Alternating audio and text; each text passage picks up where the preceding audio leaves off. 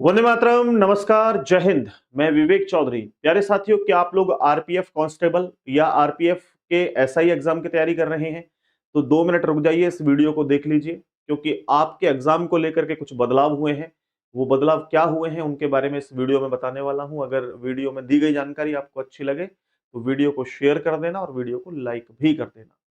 साथियों, क्या चेंजेस हुए हैं आरपीएफ के एग्जाम में? आरपीएफ को लेकर के जो एक खुशखबरी हम लोग कह सकते हैं वो ये है कि आरपीएफ भर्ती अब एसएससी जीडी के साथ आयोजित होगी। एसएससी के साथ आयोजित होने का मतलब क्या है कि अब आपके इस पेपर को एसएससी के द्वारा आयोजित करवाया जाएगा। एसएससी से एक ये लाभ हो सकता है आप लोगों की कि वैकेंसी जो है वो आपकी हर साल आती रहेंगी।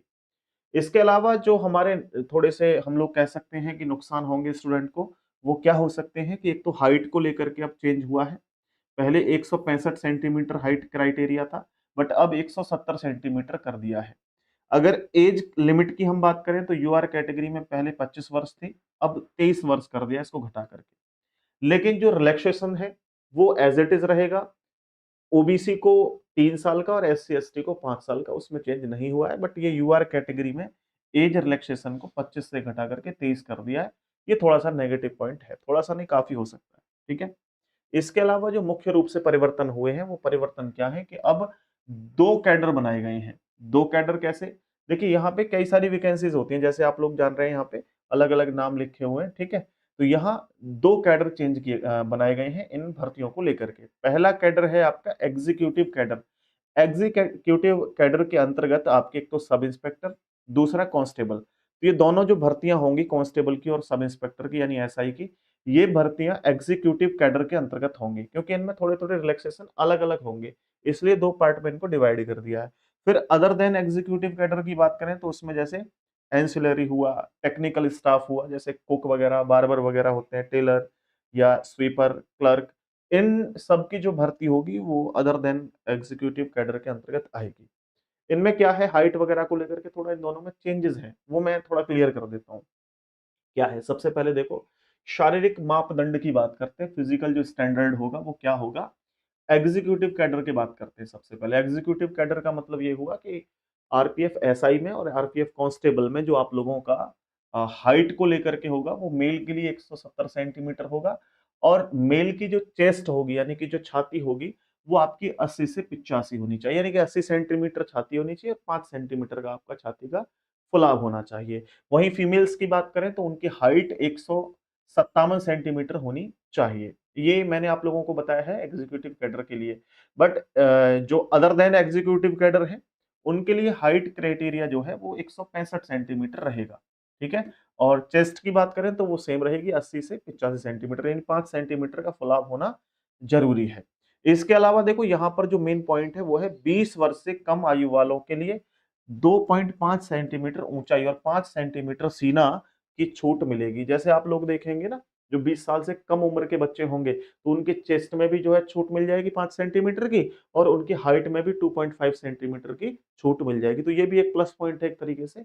और अगर बात करें, हम लोग यहाँ पर लिखा है महिला व आरक्षित वर्ग उम्मीदवारों के लिए सीएपीएफ जैसी छूट जो है वो दी जाएंगी। तो ये भी बहुत अच्छी बात है, ये भी प्लस पॉइंट है। इसके अलावा प्यारे साथियों, अगर हम बात करते हैं आयु सीमा और योग्यता को लेकर के, जो तीसरा हमारा पॉइंट है। आयु सीमा वैसे तो मैं पहले शुरू में क्लियर कर चुका हूं, बट दोबारा से एक बार फिर से क्लियर कर देता हूं कि यहाँ पर सब इंस्पेक्टर जो एग्जीक्यूटिव होंगे, सब इंस्पेक्टर की बात कर रहा हूँ, ठीक है, एसआई की बात कर रहा हूँ, 20 साल से लेकर के 25 साल तक की आपकी जो है एज लिमिट रहेगी। कितनी? 25 साल तक। वहां सर आपने 23 साल लिखवाई थी या 25 साल क्यों है?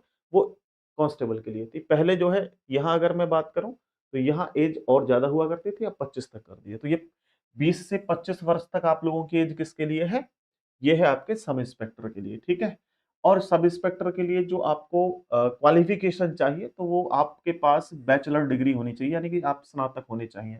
यानी कहने का मतलब है बीए, बीएससी, बीकॉम, कुछ भी आपने ग्रेजुएशन में कर रखा हो तो आप एलिजिबल हैं कि आप फॉर्म अप्लाई कर सकते हैं आरपीएफ में।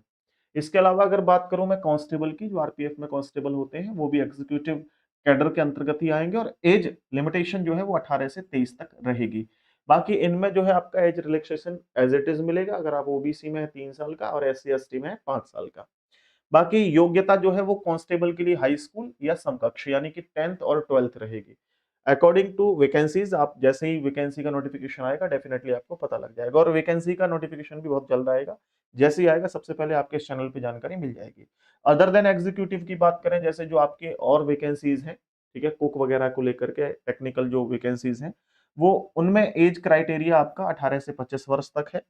और अगर योग्यता की बात करें, संबंधित पद के अनुसार योग्यता है, जैसे जो पद है उनके अकॉर्डिंग किसी में 12th, किसी में 10th, ज्यादातर जो है वो 10th से ही ये आमतौर पर 10वीं पास स्टूडेंट इसे फॉर्म को अप्लाई कर सकते हैं। तो ये कुछ जो है आपके चेंजेस हुए हैं। बाकी सिलेबस के अंदर क्या चेंज हुआ है इसके लिए भी मैं आप लोगों को थोड़ा सा क्लियर करूंगा, और मैं थोड़ा सा क्लियर कर देता हूँ, ये भी बात समझा देता हूँ कि अगर आप ऑलरेडी एसएससी के एग्जाम की तैयारी कर रहे हैं, तो जैसे आप एसएससी, सीजीएल, सीपीओ, एमटीएस जैसे एग्जाम्स की तैयारी कर रहे हैं, बिल्कुल एज इट इज आपको इनके एग्जाम की भी अब तैयारी ऐसे ही करनी होगी, क्योंकि सेम सिलेबस आपका रहेगा। लेकिन जैसे सिलेबस में कुछ नया इंफॉर्मेशन मिलती है, जैसे वैकेंसी आएंगी ना नजदीक, तो आपको सिलेबस की जानकारी मिलेगी, तो मैं आपको सबसे पहले प्रोवाइड करवाऊंगा। इसके अलावा मैं आपको थोड़ा सा स्पेशल बैच के बारे में भी जानकारी दे देता हूँ कि आपके अपने एप्लीकेशन कंपटीशन गुरु पर एक रीजनिंग का स्पेशल बैच लॉन्च कर दिया है, जिसपे आज तक के लिए एक ऑफर चल रहा है। मात्र 399 रुपए में आप कंप्लीट रीजनिंग का बैच बाय कर सकते हैं। और ये बैच आज से ही स्टार्ट हुआ है, यानी 27 तारीख से इसकी क्लास चली है। आज डेमो भी आप लोग इस चैनल पे देख सकते हैं। बाकी इस बैच की जो वैधता है, अगर आज परचेज करते हैं तो 2 साल रहेगी, और 399 रुपए फीस रहेगी। इस बैच में आपकी जो खासियत है, क्या क्या मिलेगा, लाइव और रिकॉर्डेड क्लासेस, पीडीएफ नोट्स और टेस्ट सीरीज। इसके अलावा हम लोग based on latest pattern use करेंगे यहाँ पर। इसके अलावा 100% सिलेक्शन ओरिएंटेड कंटेंट प्रोवाइड करवाएंगे। आप एसएससी प्री प्लस मेंस के एग्जाम की तैयारी कर रहे हैं, railway, police, CSAT, bank, state exams, all one day competitive exam, सभी के लिए यूजफुल रहेगा। ठीक है, तो आप लोग इस बैच को परचेज कर लीजिए। ये हमारा व्हाट्सएप नंबर है, ऊपर सबसे देख रहे हैं, ये एप्लीकेशन का नाम है। दूसरा नंबर भी मैं प्रोवाइड करवा देता हूँ यहाँ पे, इस नंबर पे आप संपर्क कर सकते हैं। ये भी हमारा व्हाट्सएप नंबर है। बाकी जुड़े रहिए हमारे साथ और हमारी वीडियोस को रेगुलर देखते रहिए। बहुत बहुत धन्यवाद। नमस्ते। जय हिंद।